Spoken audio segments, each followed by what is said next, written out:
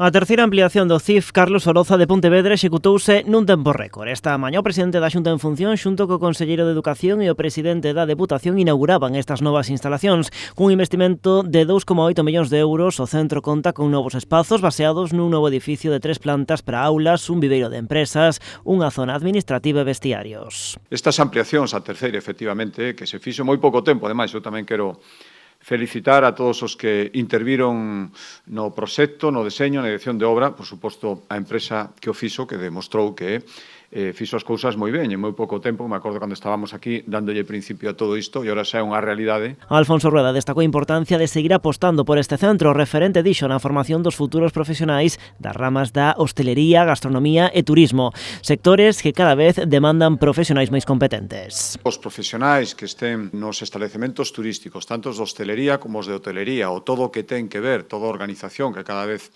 está medrando máis, con máis xente nova, apoiándose as novas tecnoloxías, para todo iso hai que estar preparado. Por tanto, todos os empresarios turísticos que nos din, cando os visitamos, cando temos reunións, que as cousas van ben, pero que necesitan algo fundamental, que é man de obra cualificada, pois de centros como Carlos Oroza e outros que hai en Galicia fantásticos, é onde están saíndo. O presidente en funcións dixo que esta ampliación serve para aproveitar o dobre boom que vive en Galicia a FP e o turismo. Neste sentido, avanzou que as previsións para 2024 son fantásticas, con datos que apuntan á consolidación. Imos vivir outro ano turístico moi bo, que xa é a confirmación, o ano pasado 7 millóns de visitantes.